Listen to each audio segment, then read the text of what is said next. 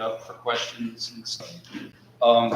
So our first muscle continuing our hip is our tensor fascia lata, potato latte. It's before we get into the function, it's a muscle that's commonly have problems with cross-country runners, distance runners.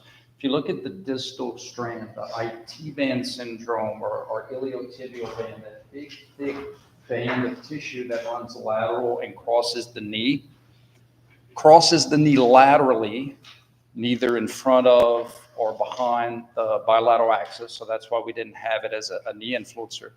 But more specifically, guys, think about when you're cutting and planning, changing direction, to have some extra stability for that knee. Because remember, the knee's not supposed to move in the frontal plane, okay? So having that extra band to help stabilize that knee from what we call valgus stress is of high importance, okay? So I have different pictures of the tensor fascia lata to show or help show you the different functions.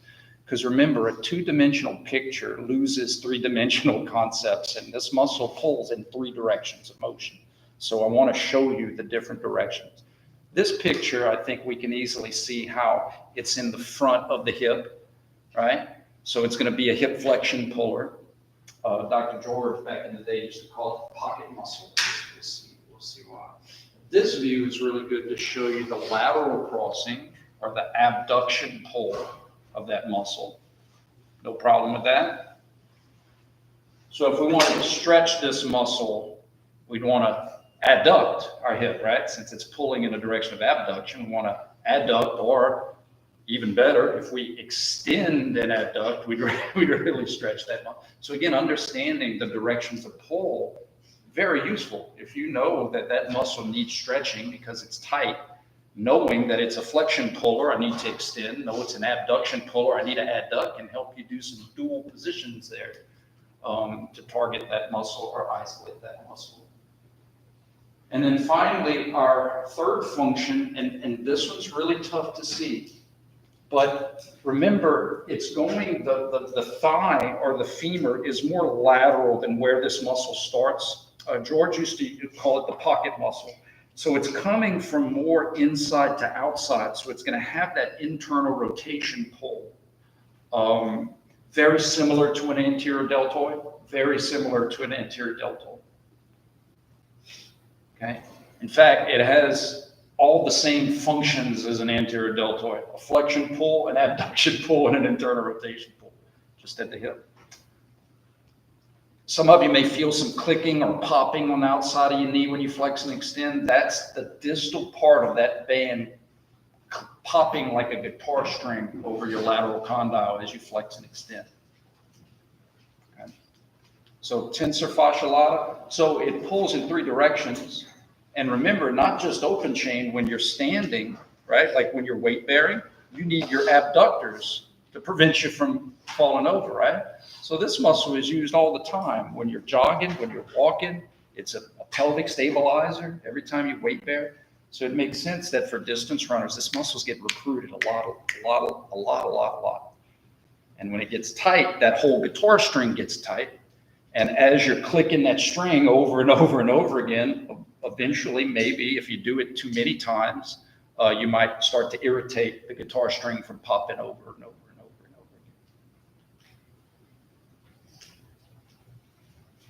Tensor fascia lata. Does everybody, or if you're a circular, if you're not a circular, just on your sheet it says tensor fascia lata, hip flexor, abductor, rotate. If you're doing cross-sectional anatomy, do you see where it situates? Where it's in front, it's on the outside, and it's trying to pull. So, okay. All right. Finally, we get to some muscles that we've heard before.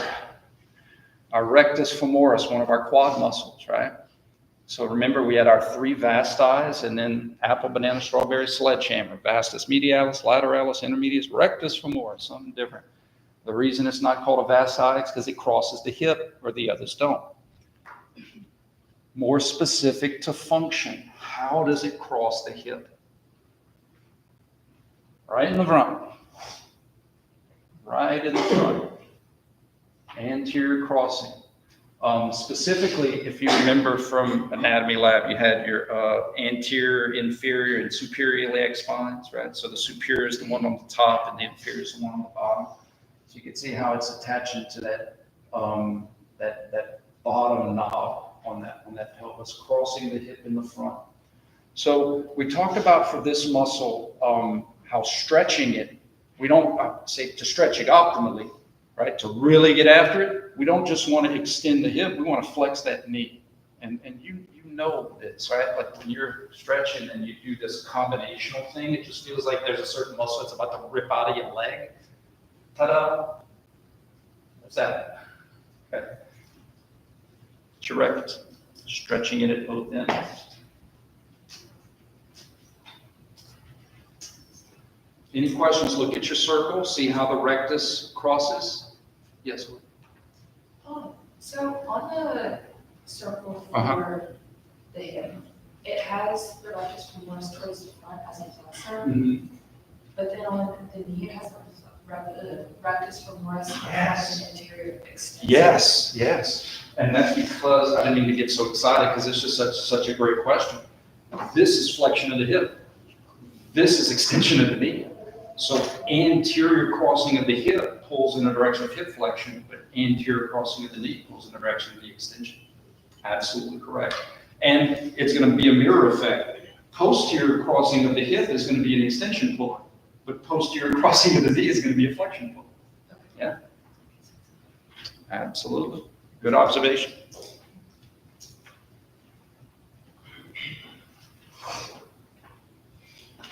And remember, do y'all remember from 310, when I say it, I think you're going to remember, it's all about getting in the fetal and out of fetal, right? For flexion extension. So notice how flexion of my knees and flexion of my hip help get me in the fetal. And extension of my hips and extension of my knees get me out of fetal. So flexion pullers, extension. Is that how you learn flexion and extension? Sartorius, longest muscle in the body. Strap-like, we've talked about this one before. This one's going to cross the hip anteriorly, but it's going to start from the anterior superior. It's going to insert at the pes anserine. And you know what all that means? Nothing. It means nothing unless eventually your job needs you to palpate those areas or do certain things. For us, it's just function. What does it do? How does it pull? How would I stretch it? Well, if I know how it pulls, then I know how to stretch it. Right? So the fact that it's a hip flexion puller, I need to extend. But the fact that it's a hip flexor, I need to make sure my knee's extended. Does that make sense? Like if I'm trying to stretch this particular muscle, maybe I have a strain to it, maybe I have a contraction to it, but I want to make sure I don't flex my knee if I'm trying to get at the sartorius, because that's actually going to put slack in that muscle. Okay. And you may say, well, Campbell, looking at it, doesn't it have some obliquity? And I'll be like, you're absolutely right, it does. It has an external rotation pull, but you remember we have so many big, powerful external rotators, right?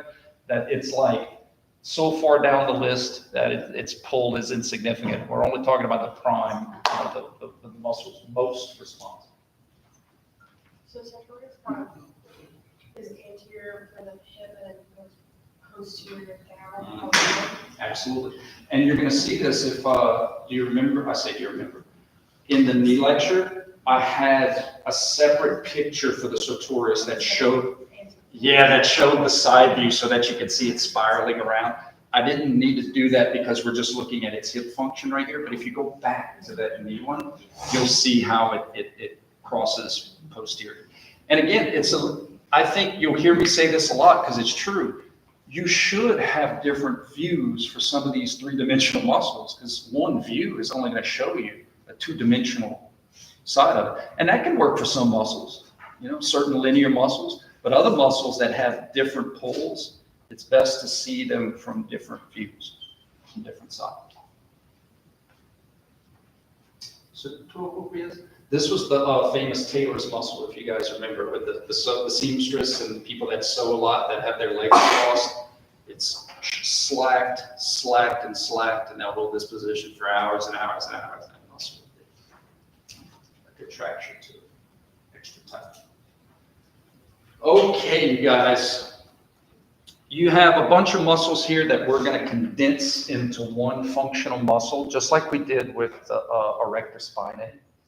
You have an iliacus that kind of originates on the ilium, crosses the hip in the front, merges with these two different psoases, psoas major and minor. They blend into one common tendon, kind of like how your gastroc and the soleus blend into your Achilles. So in terms of hip function, we're going to refer to them as the iliopsoas. Those psoas muscles are very important for lumbar stabilization. Not so much with trunk movement, because if you remember, the lumbars don't move as much as the thoracic and the cervical, right? You know, as you go down the skyscraper, you get less and less soil, right? So what those muscles are really important for is to make sure that those vertebrae get compressed to maintain or to help, remember, with the transverse abdominis and just covering all of our musculature bases to try to maintain lumbar stability. So I have them separated just to show you psoas major, psoas minor, iliacus, but in your circles and in your list, we're going to refer to those collectively as the iliopsoas. So if you're drawing notes or something, just IP, iliopsoas. All three of those muscles have the same function at the hip. Hip flexor. Now, cool thing about this, remember we talked about levers? Look how close. So for your femurs, you have your trochanters, your greater and your lesser trochanter. So this crosses the front, but actually inserts in the back. And the trochanters are in the back, but it doesn't matter to function. It's how does it cross? It crosses in the front.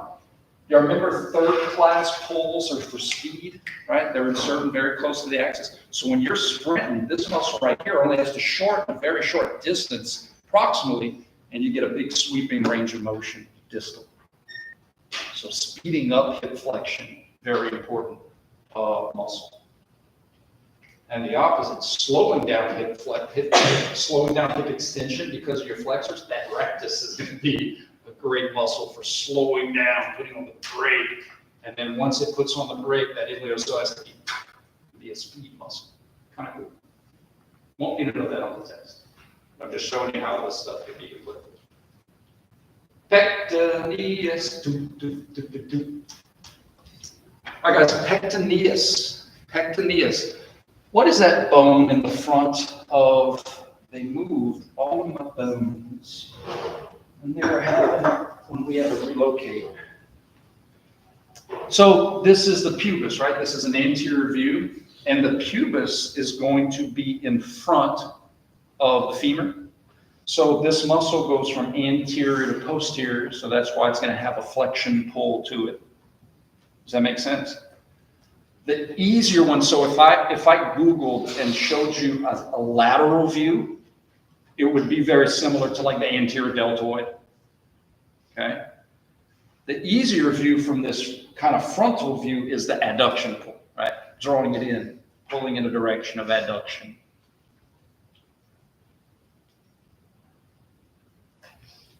Another thing that helps it to be a hip flexor is that it's going from the pubis, but it's actually inserting posterior on the femur, so it's really trying to draw the back of that femur up to the pubis. Pectineus, I've heard some people call it pectineus. Potato. I've had a friend that instead of creatine said creatinine. Who cares?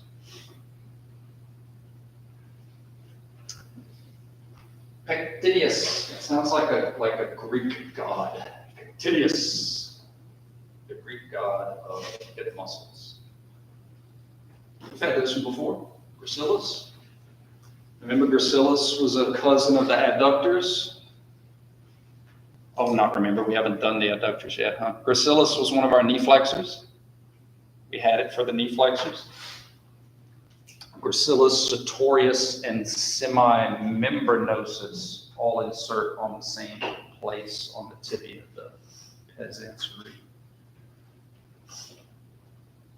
So gracilis, is an adduction puller. I think that's a good view to see how it's trying to draw the leg in. True. So we want to add the abduct if we want to stretch it. The fact that it's a knee flexor, if we're trying to stretch, we want to make sure that the knee's extended.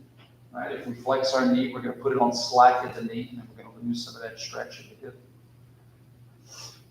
That's how I really want you to see these dual crossing muscles, is how can we isolate, how can we emphasize, how can we, sometimes you want to lessen a contribution. Like for instance, if I'm trying to stretch my iliopsoas, there's no way I'm going to get a good stretch if I'm flexing my knee, because my rectus is going to be like, dude, I'm at the end of I'm done. Take the rectus off on slack, and now I can go further and stretch the other hip flexor. See what I'm getting at? It's that kind of stuff. Well, what's the difference between stretching your hip flexors with your leg straight or with your foot? You'll be able to answer those kind of questions. See?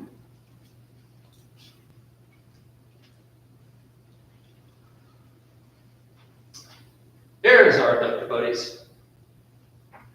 I love the adductors because finally, I actually brought this up at 310. I was like, all of these names for muscles, we got to call them something. But some muscles are named off of origin insertion. I remember sternocleidomastoid, but that doesn't tell me function. That doesn't tell me how it pulls. Then you have some that are just Latin, soleus for a soulfish. What does that mean? And then you have my best friends, the muscles that have function in the name. We're going to get to supinator, adductor, pronator. You can't do these for all muscles because how would you name the tensor fasciolata? It has 3 functions, right? So sometimes these simple functioning muscles, the ones that only have one pull, you can pull that off by naming them based off of how they pull. But you can't do it for compound muscles that have multiple directions of pull. That'd be like saying which child do you love, the most. Anybody have siblings? Have you ever asked your parents which child you love the most? And they always say, we love you all the same. That's a lie. You have favorites? Do I have favorites? Yeah. It depends on how they act. It depends on who's being bad at that given point. It's like the stock market. All right, good stuff. So guys, the adductor group, it's just cool. It's like I'd say it's a group within a group, but they all have adductor on their name. Super awesome to us. But just remember that adductor name doesn't mean motion, it means pull. Because my adductors can do abduction when they're working eccentric, right? Or my adductors can do isometric and prevent motion. I don't have to have motion with these muscles doing a job, but they're always going to pull in. True? So if I'm trying to stretch my adductor group, I'd want to abduct my hip. Left hip abduction, I feel that right away. And then the variation is, well, my gracilis is also an adductor, but it's a knee flexor. So if I want to get gracilis if I want to get my other adductors and kind of say, hey, gracilis, I want you to put on slack, maybe I could go a little bit further. I'd maybe want to flex my knee, and then maybe I could get a little bit further on my abduction because maybe my gracilis isn't limiting my range of motion because it gets tight before the other uniaxial muscles. It's a biaxial. Just little things like that. And again, why that's going to be important is because, bless you, for some of you, they're going to be working with people in clinics. You may have an MRI report where this muscle is tight, this muscle is hurt, this muscle is, and so to be able to know what they do specifically is going to be of great use. So look at this, adductor magnus, big. Longus is longer than brevis. So brevis and longus, and if you remember, brevis and longus was about tendon length, right? So this one kind of matches up because it's also about muscle. But look how short the white stuff of the adductor brevis, and then see how I would say it's huge, but just it's a longer tendon. So brevis and so you work. There's some people that used to think that was a minimus, but they realized that was just part of the brevis. So look, just brevis, then you go a little bit further, longus, then you go a little bit further, magnus.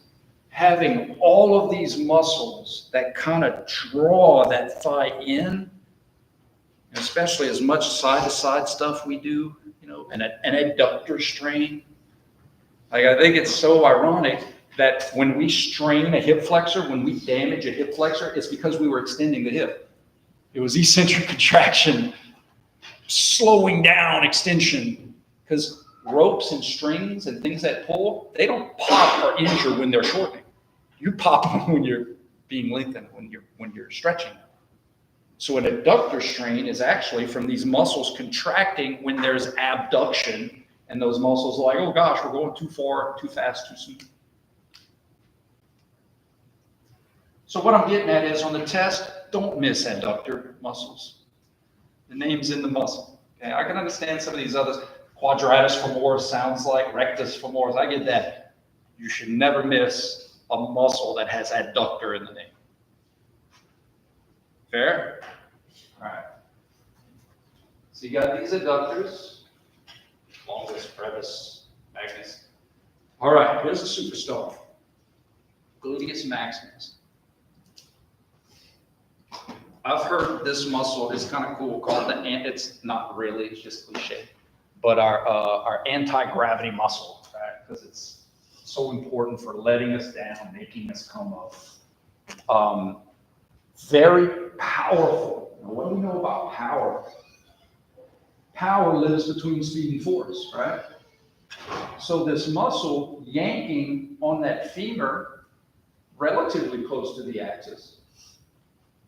So it kind of has a little speed to it, but then you're like, well, wait, what we get in speed mechanically, we lose in strength. Well, that's where the muscle gets such a big, strong, it makes up in the strength by just being a huge muscle. So it gets its strength from the sheer size of it. It gets its speed from its mechanical advantage. And when you put speed and strength together, you get power. Very powerful muscle, but that's what that means. Because it has the speed, leverage-wise, and it has the strength, fiber-wise, big, strong muscle. So a big, strong muscle that has a speed advantage can do powerful things. Very powerful things. I have some different views of the gluteus maximus, as my kids used to say when they were kids. I think this view is a great view of the extension pull. And I think it's a good view of the external or lateral rotation pull. It's like a jacked up posterior deltoid, is really what it is. A jacked up posterior deltoid. Our posterior deltoid, we don't really need it for much outside of activities that they live. We're going to use this posterior deltoid in a lot of what we do. Right? So that view, really good on the extension and the external rotation. Let's see, what other view? I think that's a better view of the external rotation. Big power. So does it make sense that like some of these little secondary, tertiary external rotators, like those things are so feeble compared to these big horses? Like, not only do you have like the biggest, strongest muscle in the body as an external rotator, because we do a lot of twisting when we're going up, but also you have those lateral rotators who their only job is to externally rotate. So by the time you get to sartorius and all these kind of little secondary ones, they're so far down the road that it's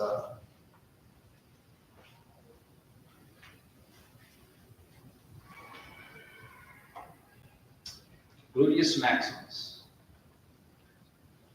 Guys, the last ones we have are hamstrings, and that's it. And we've already had these before. Semimembranosus, tendinosus, here's the curveball. Biceps femoris, long head. Only the long head crosses the hip in the back, okay? I gave you these views because a posterior view by itself doesn't really show how it's crossing the hip in the back. So I like these side views so that you can see the posterior nature of those hamstrings crossing the hip posteriorly. Makes sense? So that should make sense why you flex the hip, you feel the stretch in the back, because they cross in the back. That bone that they're starting on is called your ischial tuberosity. That's your sitting bone, the bone you sit on, your ischium. And so they cross from the ischium, which is in the back, they go down, cross the knee in the back, knee flexion pullers, right? Your biceps femoris goes lateral to your fibula head. That's why it's a lateral rotator when your knee is flexed, and the other two are on the inside. One on your pes anterior and the other one on your medial condyle. So tendinous, membranous, and biceps. Bang, bang, bang.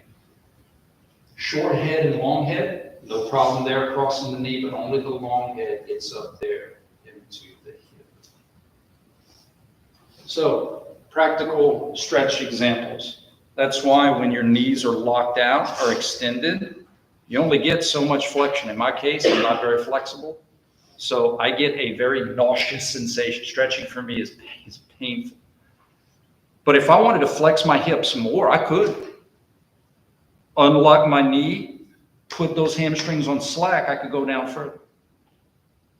So my range of motion was limited by the tightness of my muscles.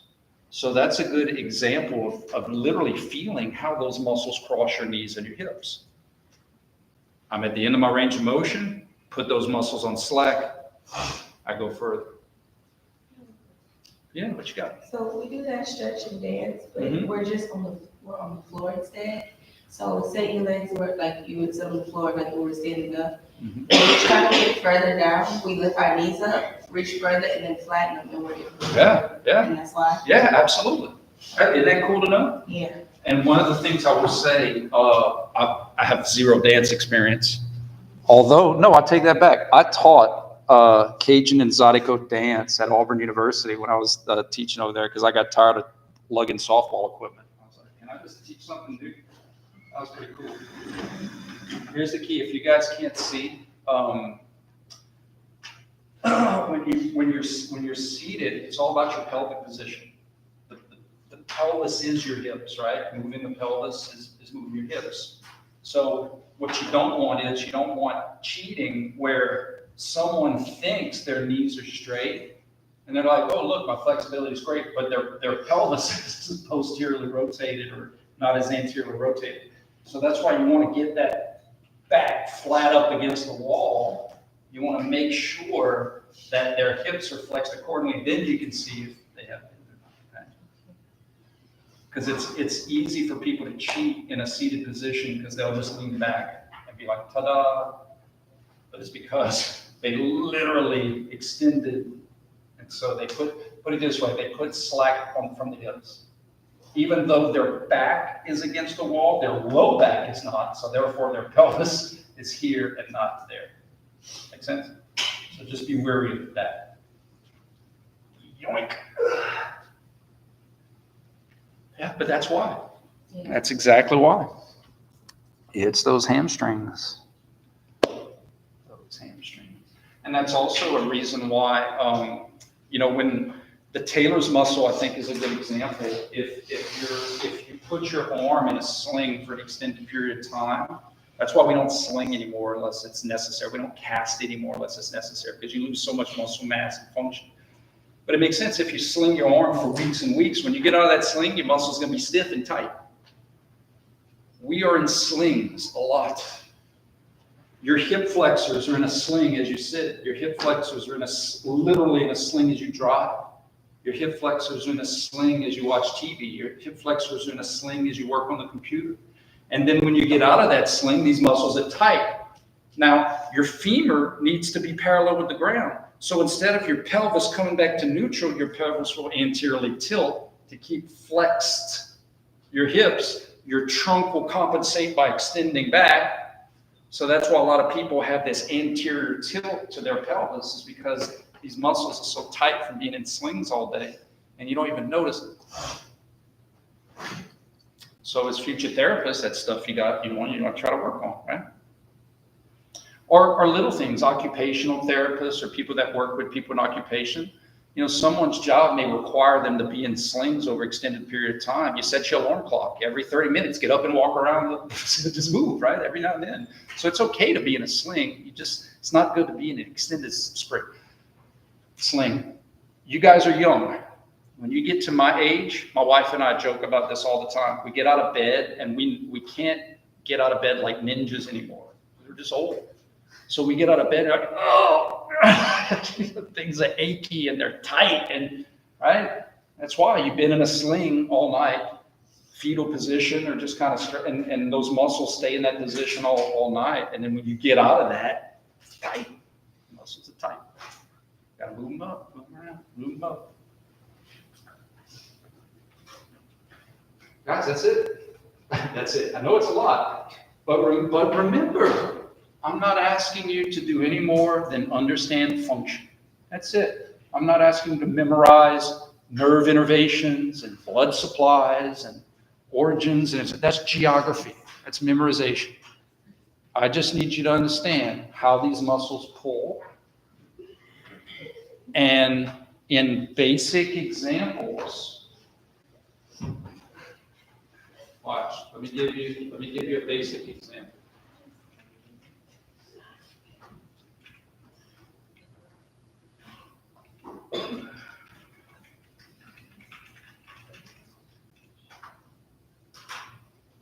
I think this is a great example.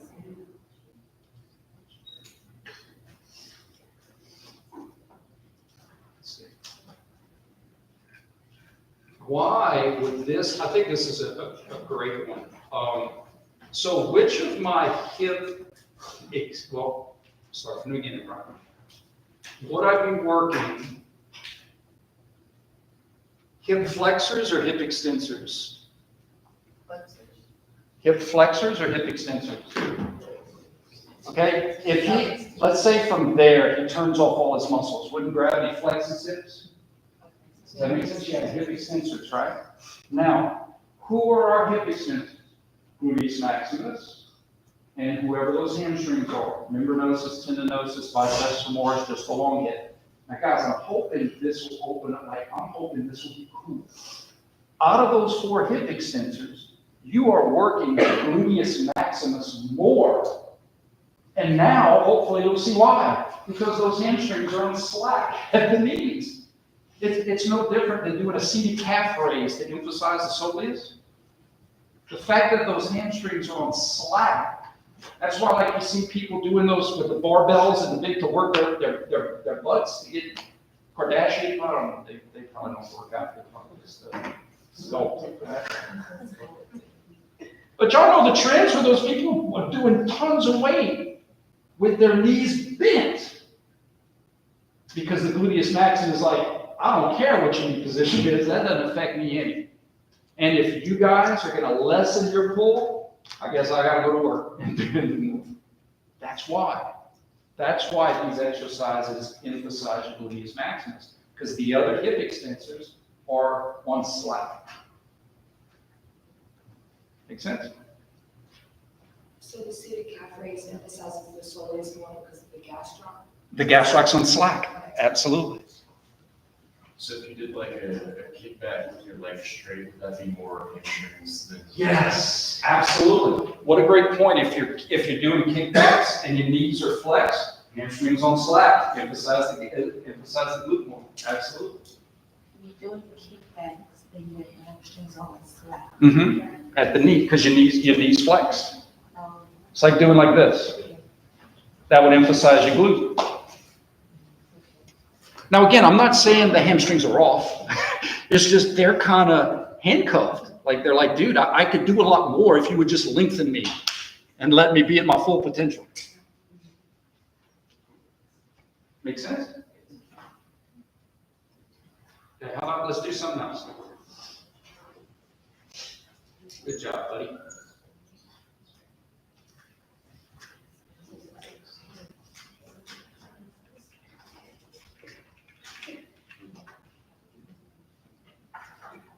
You gotta keep it simple.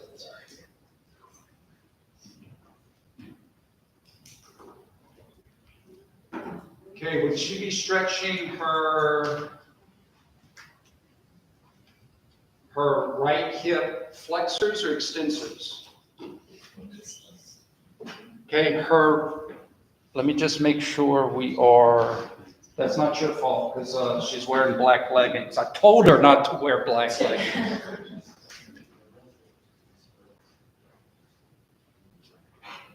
This one,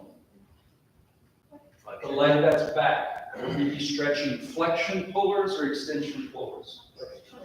Flexion pullers, you identify the group based off of how they pull. Then your circles or your list say, well, who are those flexion pullers? Iliopsoas, rectus femoris, pectineus, sartoria, and then once you have that, then you could be like, okay, well, how could I mean, I'm stretching the tip flexion pullers, but is there a way I could maybe emphasize one or more? Yeah, based off of your knee position. If you flex the knee, that rectus is going to be like, whoa, your rectus is going to be a limiting factor to how far you can move your hip. So if you do want to emphasize that rectus and stretch it, by all means, flex that knee. But if you don't want your rectus getting in the way of those other muscles stretched, you don't want to flex your knee. That's how this stuff works. That makes sense? It's really just the opposite of the hamstring stuff. Flex your knee, you go further down.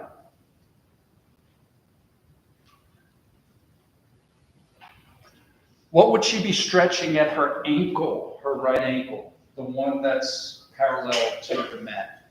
Plantar or dorsiflexion stretches? Good. Yeah. Who are those muscles? Tibialis anterior, extensor hallucis longus, extensor digitorum longus, peroneus tertius.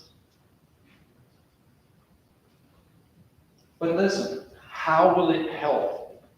One day you may be in a clinic and there may be a specific muscle, drop foot is a condition that you may need to innervate specific muscles, stretch certain muscles, and you may say, okay, I need to stretch tibialis anterior. How do I know how to stretch it? Because I know what it does, and what it does is pull in certain directions and motion. It's a dorsiflexion puller, I need to make sure I plantar flex. It's an inversion puller, I want to make sure I invert. That's it. There's nothing to do with where it starts and where it inserts. That is important to some fields, but it's a fraction of what my students will do. Majority of my students are going to work with people and specifically work with muscles, stretching them and innervating them, making them contract. And the reason we keep coming back to concentric and eccentric is, think about it, if you've ever worked in a clinic, the first exercise you're going to do with someone who rehabs isometric, then you're going to progress maybe to concentric only. Sometimes you do the concentric, then you let them down so that they can do it again. And then you progress to eccentric, then maybe, full range of motion, whatever. But you got to know how to set these things up. You have to know how to create those environments. I did this with one of my students. We've done this before, but a manual muscle test. How are you going to know how to test the strength of a muscle if you don't know how to push? Right? If I'm trying to test my shoulder flexors, hold that hand right there. Don't let me push you down. If I'm trying to test the lat or the extensors, don't let me push you up. Trying to test the pecs, don't let me push you out. Trying to test the posterior, don't let me push you in. I mean, you just kind of have to know how to create these external forces. It's all manual muscle tests are. External forces and internal pulls. Let's see. All right, guys, do me a favor. Close your eyes for a second while I search this out. I don't want to give the answer away in the search. And if you don't close your eyes, well, then I hope you miss it on the test. I'm joking. All right, guys, open the eyes. Let's see. Okay, what are we stretching right here? Now remember, analyze motion joint by joint, and it's from the person you're analyzing's perspective, right? I know for a fact I saved this one thing. It did not. I'm not gonna make you close your eyes. What's that? I try to be more interesting.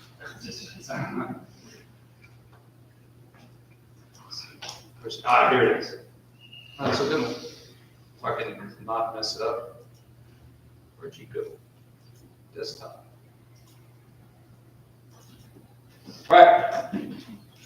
Am I stretching, am I stretching muscles on purpose on the right or the left? Her right or her left? Her left. Remember, it's from their perspective. I've said this about 1,000 times in 310. There's a reason in surgery they put a big X on the limb they don't want you to mess with, because amputate right arm. Who's right? My right? They're right. Those doctors have been working 30 hours straight. It's always their perspective. It's their right, their left. Okay? So what's my position? Her left hip is abducted, so she'd be stretching her adductors. Yeah. So on the test, I might word it, okay guys, identify a muscle. Which of the following muscles would be being stretched in this position? And if you had to choose between her gluteus medius and her adductor magnus, which one of those would you pick? Yeah.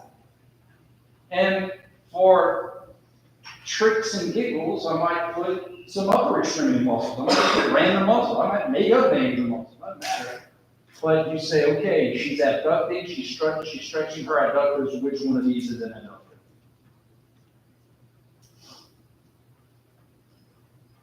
Or I might say, which of the following two muscles is she stretching? And I might say adductor magnus and gracilis.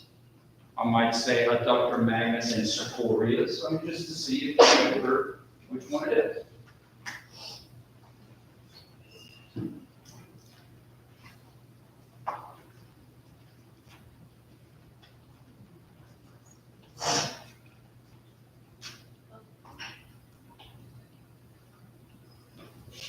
Here's a good illustration.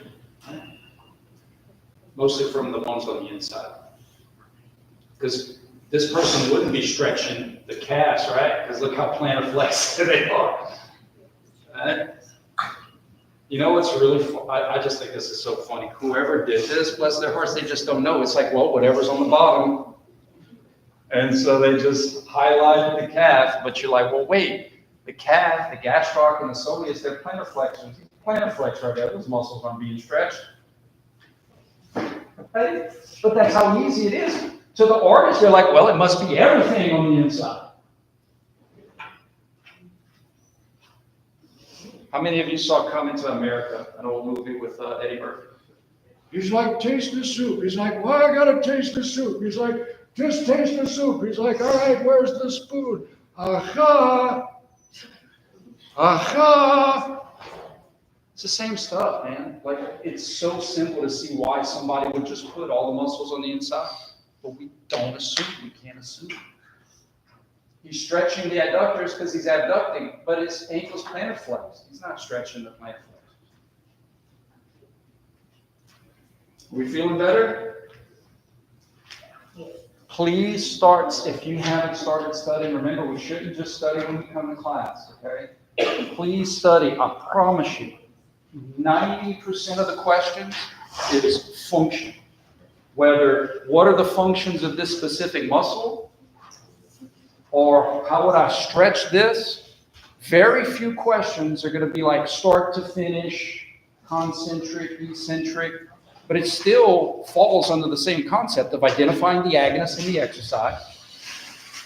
Once you know the agonist in the exercise, you should know the muscles that are in the agonist. And then if the motion is in the same direction, it's concentric. And if the motion's in the opposite direction, it's eccentric. That's it. Cool? All right, guys, you have a good weekend.